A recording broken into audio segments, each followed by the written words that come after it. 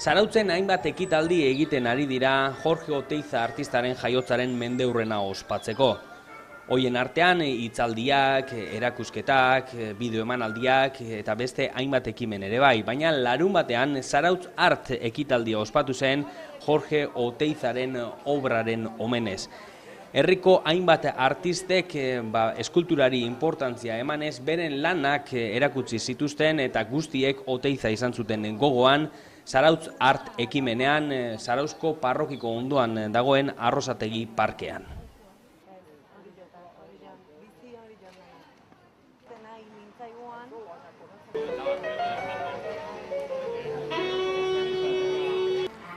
Y soy pintor y a la vez pues hago unos trabajos en tubos de hierro, acero inoxidable, y en esto que voy a participar en el homenaje a Oteiza voy a realizar un tubo en hierro pintado en negro y luego con una gota flex voy a expresar un poco lo que quiero expresar es un poco el espíritu de Oteiza y hacerle un pequeño homenaje a él.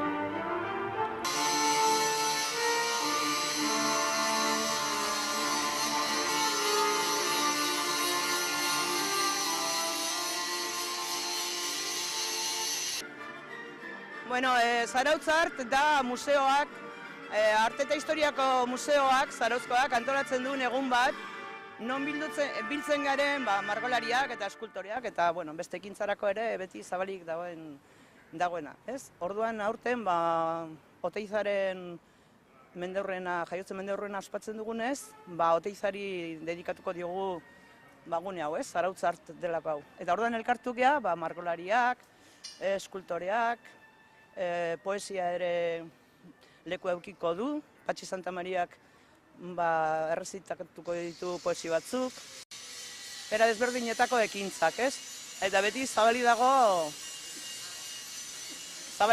era guztietako arte formeta zabalik. Gauza polita dago, ikustea, dozena bat artista dana naztuta eta bera lana nola iten duen da nola improvisatu behar da grazileak eurik ez du laiten, bestela orduan dana iguala esaten da.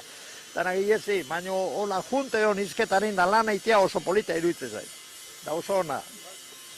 En el homenaje de Zarautz a Oteiza, encontramos por primera vez como novedad, aparte de los artistas locales de Zarautz, a otros artistas invitados de la comarca, como pueden ser Iñaki Larrañaga, de Eibar, ha venido Joseba La Cadena, de Orio, ha venido Miquel Campo, que también es de Zarautz, representante también de la Escuela de Deva, Josian Legorburu, zarauztarra.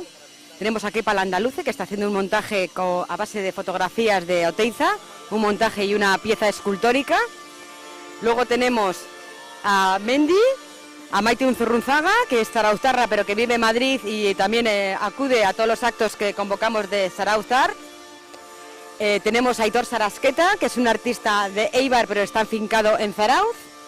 Y luego nos vamos a encontrar con Dora Salazar, que viene de Zumaya, que tiene el taller, es una escultura navarra, y que va a realizar unas máscaras de escayola. Ari da bere obra lantzen, batzuk bukatu dute, eta maila hortan orain izango da momentua Patxi Santamariak irakurriko digun poesia batzuei pasu emateko. Maila hortan esan ekitaldi honen barne Oteiza dela gure rekonozimendua edo oroimenean izango deguna bai artistak pintzatzeko garaian eta momentu hortan Patxik ere irakurriko ditutak beraren poesia batzuk izango diela. Yo he pasado muchas veces por la noche horas enteras mirando desde la calle por la ventana del taller de algún tornero, de algún encuadernador. Se nota en el interior la placidez y el trabajo. La luz confidencial de una lámpara alumbra el rincón pacífico. La gente trabaja sin apresurarse. Yo he creído muchas veces, quizás equivocadamente, que ahí dentro, en esos interiores tranquilos, debe de refugiarse la dicha. Se me figuran esos talleres de artífices modestos oasis de paz, de serenidad, en medio de estos desiertos de egoísmo, de miseria moral, de abyección y de vileza.